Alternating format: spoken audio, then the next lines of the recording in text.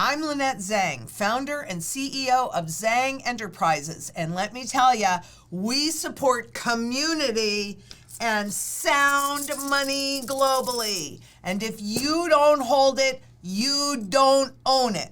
Now, we've talked about this before, so I'm going to update you on where we are in the Basel III endgame. And we've got to speak specifically about bail-ins. So I want you to understand what that looks like. And the best example I could think of was Bernie Madoff, the financier and money manager that seemed legitimate, but is responsible for one of the largest financial Ponzi schemes in modern history. Or at least that's so it's told. Actually, I think this fiat money is the largest Ponzi scheme. But his facade of respectability and wealth attracted thousands of people to give him, well, $64 billion, right? So to make a deposit with him. And it worked for decades until it didn't. And when too many people started to ask for their money back, the answer was no. Well, make no mistake about it. This whole fiat money scheme is indeed the biggest Ponzi scheme in history, with massive, untold trillions, quadrillions, maybe even above that in wealth transfer. And we are now at the last part of this wealth transfer. So what are bail-ins? Okay, well, when you go to the bank and you ask for your money back, they say no. This, my friends, is the biggest Ponzi scheme in history. And there's only one way to protect yourself from it. Sound money. So let us know what you think in the comments section. Please, let's have this conversation, and go ahead and push like while you're coming into it so you don't forget on the way out. Make sure you subscribe, etc. And let me tell you, if you do not have your strategy in place, go ahead and click that link, scan the QR code, or give us a call, because you need to have your strategy completely in place ASAP. So far, 63 central banks are implementing the Basel III, and it's really the Basel III endgame, as they call it, which includes the widespread practice of bail-ins to rescue failing banks. Bail-ins provide immediate relief when banks use money from their unsecured creditors. Who might they be?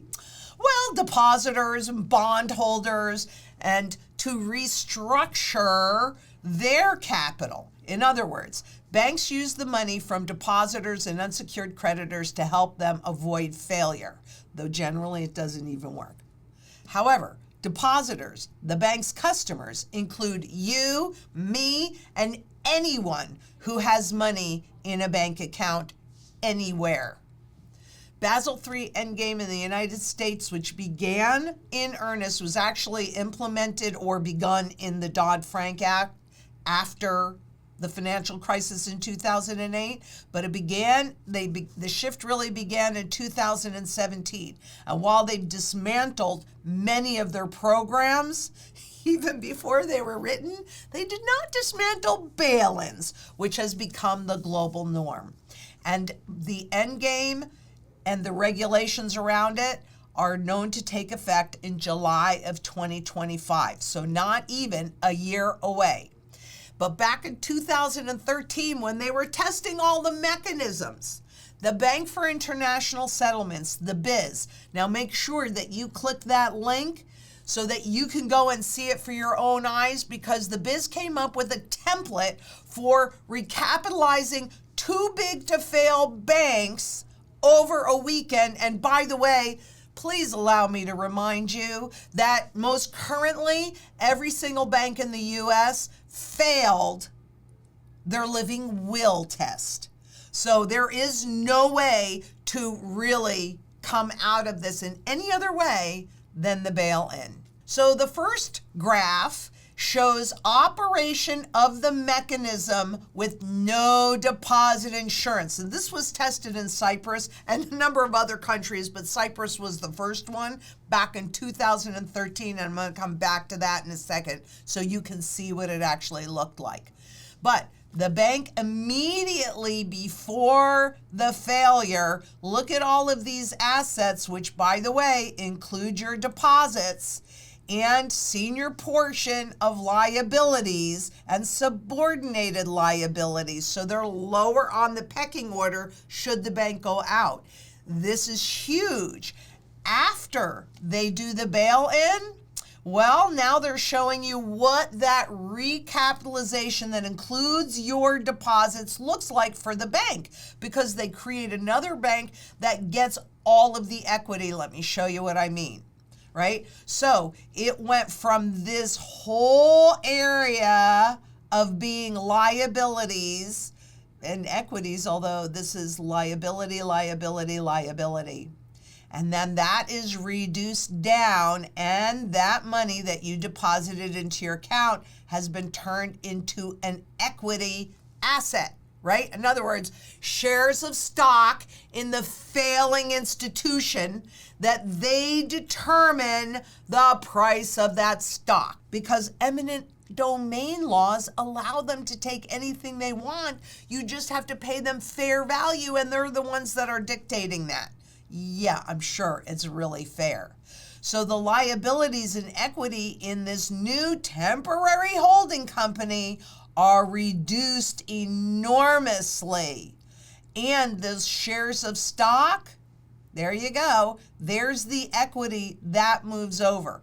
So the new bank is recapitalized using your deposits. And I get that it's complicated, and that's why I'm going to show you a real-time example, but they create a new bank. And look, that's been what's been happening in the creditor versus creditor department as well that we've talked about, where in order to gather more debt, they have to clean it up and move the equity into a different location, and then they can borrow against it again. This is the same thing, and it's dangerous. Now, they also looked at, because when they did that in Cyprus, in other words, when they took all of your deposits and did not pay attention or regard the deposit insurance scheme, their words, not mine, but it is certainly a scheme, that's about gaining your confidence so that you leave the money in the bank. We're going to talk more about that in a second. But when they did that, the whole world went up in arms. What about deposit insurance? What about deposit insurance? So they backed off. And here the biz is showing you how they would recapitalize the banks, taking into account the deposit insurance money. So here's how they did that. Again, there's the bank before failure, same as it was before. Okay, there's your look. This is what it looks like after the weekend, after the recapitalization in the banks. Well, there's the cash that's due from the deposit insurance. So that is, well, they're going to say it's not taxpayer funded, but those are the fees that go to the bank to reinstate and push up those assets again. So they're not going to touch that $100,000, and it was 100,000 euros at the time in Europe. In Cyprus, when this happened, in the US, it was $100,000, but now it's higher in both places. And they're working on reform so that they can take even more of your wealth, and you don't even realize it. There go the senior liabilities into the new bank, and again, investment in the equity of the bank. So anything in excess of the deposit insurance is converted into shares of the failing bank. It's up to you if this is okay with you. Because if you leave excess funds in the bank, it will get bailed in, as the FDIC even admitted. And so people are sort of less and less interested in getting into the nitty-gritty and some of the really interesting development. So I would think your strategy ought to be to disclose as much as possible to people who professionally need to know about it. And that would certainly include the ratings agencies and the people within the banks who are responsible for these judgments. And simply have publicly available a place where people can go if they they need to know more. Because we're dealing with a society where people are getting their information in tweets. There's just no patience, I think, for going through the elaborate and careful planning that has gone on. It should be there. It should be accessible when people need to know. But I don't think you have much hope of reaching a public that doesn't have a professional need to know. I completely agree with that. I almost think you'd scare the public if you put this out. Like, why are they telling me this? Should I be concerned about my bank? Like, my insurance company doesn't tell me what they're doing with my assets. They just assume they're going to pay my claim, right? I think you've got to think of the unintended consequences of taking a public that has more full faith and confidence in the banking system than maybe people in this room do, that we want them to have full faith and confidence in the banking system. They know the FDIC insurance is there. They know it works. They put their money in. They're going to get their money out. So there's a select crowd of people that are in the institutional side. And if they want to understand this, they're going to find a way to understand this. There's a bunch of law firms represented in this room. There's a bunch of people that charge them by the hour a lot of money to explain this all to them. And it's fine. I don't have a problem with that. And they all have huge staffs. But I would be careful about the unintended consequences of starting to blast too much of this out in the general public. But let me show you what it looks like in real time, just in case you weren't paying attention at that time and you didn't notice it. Because the test was in Cyprus. And I'll tell you, one of the things that they, meaning central banks, governments, the SEC, Wall Street, etc., one of the things that they always want to do is hide what's really happening until it's too late for you to do anything at all about it. And they tested in areas like Cyprus. That's just over there. That can never happen here. Except that I am very, very certain that many of you out there watching this video have had issues with your banks. Whether you wanted to take out cash, whether you wanted to do a wire transfer, whether you wanted to do anything, the bank has to agree to it. It is just your perception that that's your money and you get to direct it. Oh, no, no, no, no, no, no. So now let's look at what happened in Cyprus, because this goes back to what the central banks and the banks in Wall Street know. That depositors, okay, so this is 2013, depositors and the public and the businesses, which is this red line, are what's called sticky. In other words, you don't change banks all the time, do you? In fact, usually there's got to be a really big reason why you would change banks. I'm going to tell you at this point that it makes a whole lot of sense that whatever you're going to hold in the banking system is definitely diversified, so that you are none of your wealth is outside of that deposit insurance, because that was tested and they're going to have to honor it. They're going to change things, and we'll come back with that when that's finalized too. But you can see that it was the public in Cyprus that had no clue about what was happening, that deposited their money and kept their money in the bank without concern, because they felt they were insured, and that could never happen there. I got news for you. It happened here back in 29, right? It can happen anywhere, and it can happen here again. This black line are Eurozone banks, mostly German and French, but they piled in because Cyprus was paying higher interest rates on their debt than anywhere else. So they piled in, but it was in mid-2010 that they started rapidly pulling their money out. So I don't know. Do you think they might have been a little privy to the fact that there was a looming bail-in, that there were looming problems that were happening, and they, being the insiders, being the people at the top that understand what's happening, just like central banks today, are piling on a global basis, buying more gold than they ever have historically because they know what they're doing, right? The same thing was true in Cyprus in 2013. The general public, no clue at all. The insiders, absolutely every clue.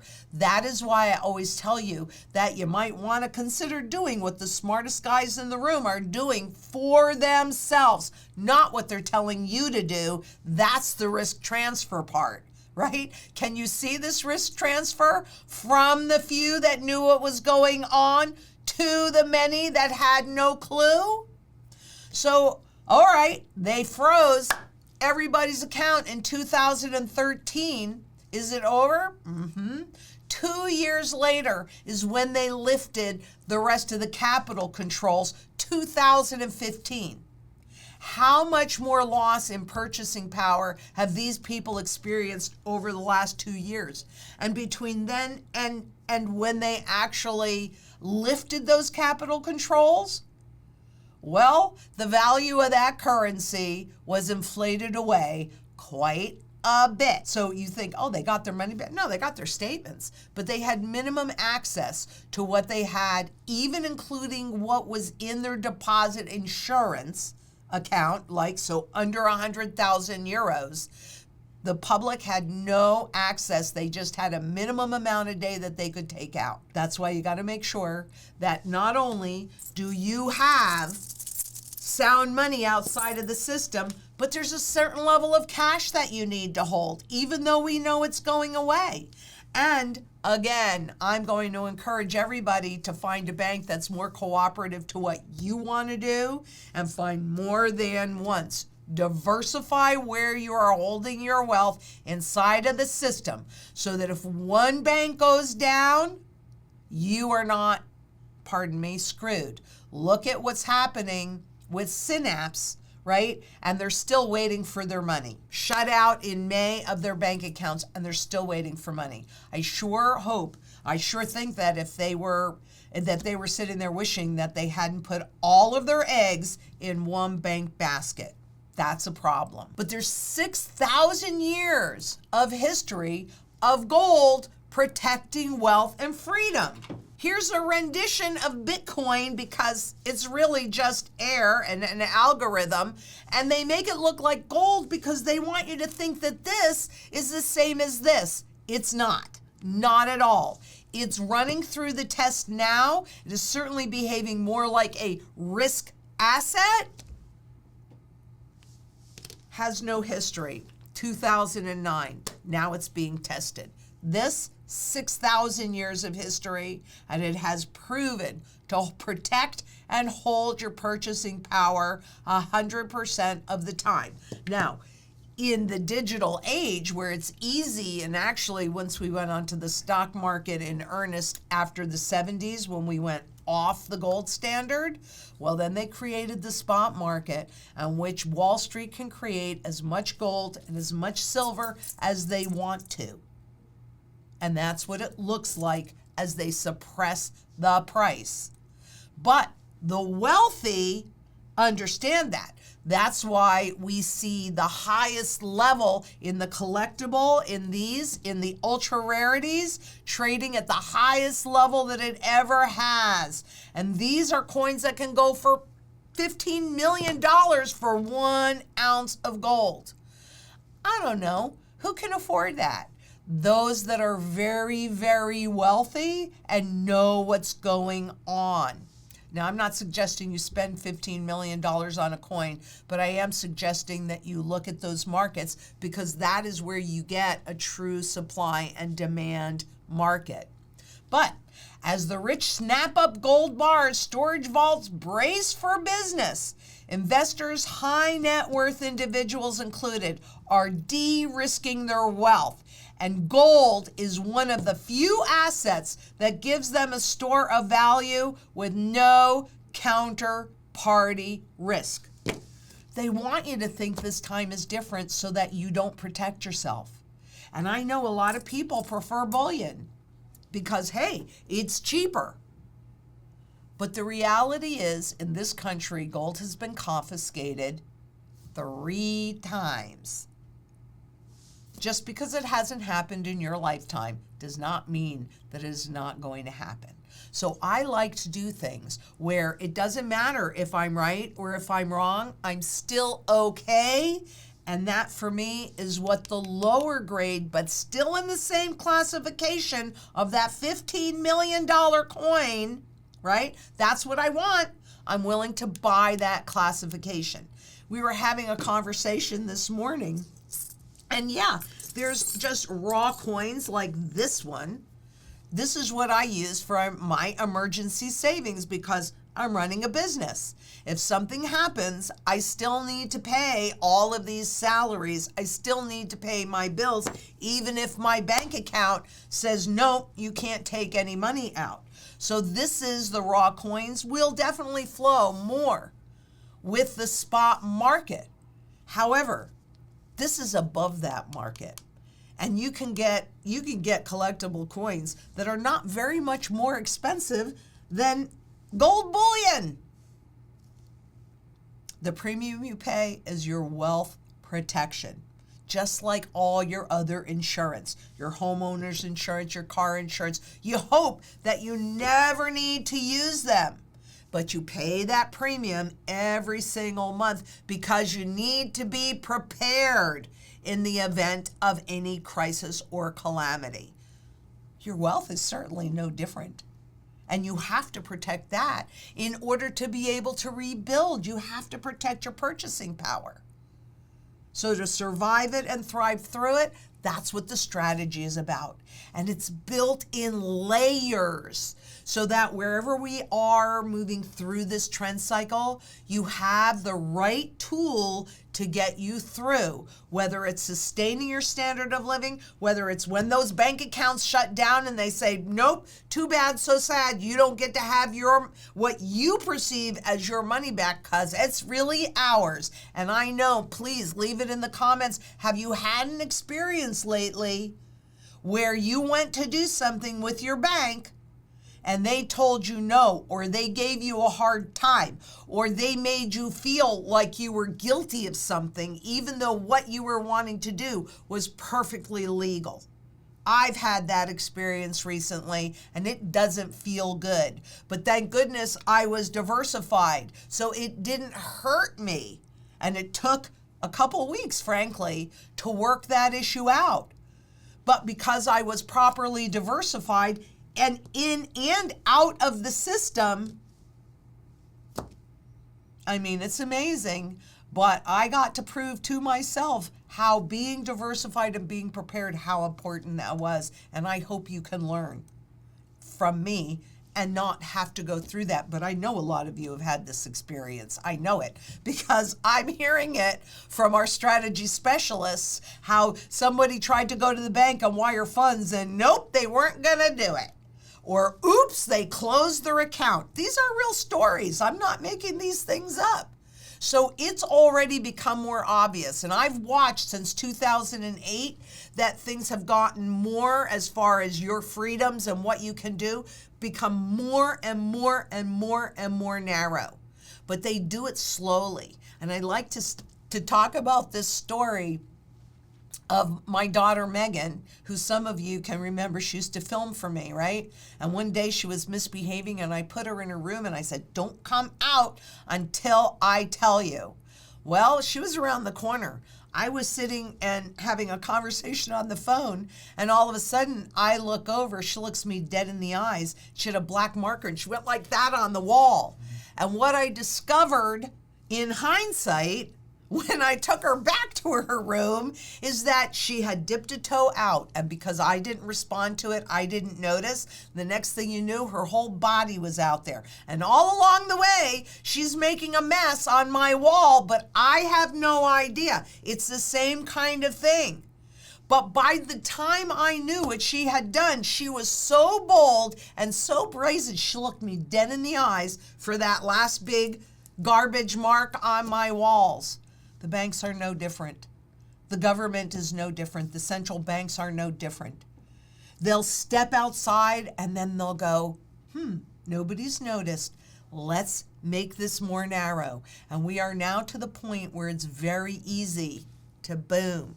Just go ahead and push us over to the other side. You need to be prepared with food, water, energy, security, barterability, wealth preservation, community, and shelter. You need to, if you haven't done this yet, click that link, scan that code, give us a call, 833-GLDZANG. Get your strategy in place.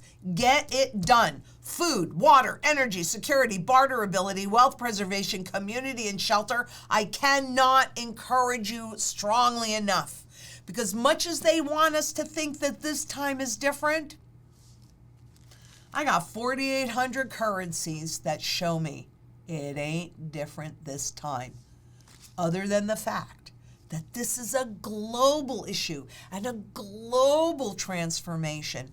And you need to have purchasing power that you can transition into that new money. And if we do our job well, and we get enough people on a global basis to convert their garbage fiat into sound money, maybe we got a shot at having a voice in this new monetary system. Because if we do, not only would I demand it to be backed by gold, but it needs to be convertible into it. Because if it's not convertible into it, it is purely pegged to gold, as we recently saw in Zimbabwe. There's no backing. There's no way for you, the public, to hold the governments, to hold Wall Street's or the central bankers' toes to the fire. Absolutely none. We have to do this. And I test everyone to look in the mirror and say, if not me, who? And if not now, when? Because what we hear, what we think is, but what can I do? I'm only one person. Said 7 billion people. There are more of us than there are of them. Let's make this happen together. Let's grow our community locally so that you have security in all of those mantra areas, but globally so that we have a voice in the next system. And it's more fair for our children and our grandchildren and our great-grandchildren. I know that together we can make a huge difference in this world, a positive difference in this world. So until next time we meet, please be safe out there. Bye-bye.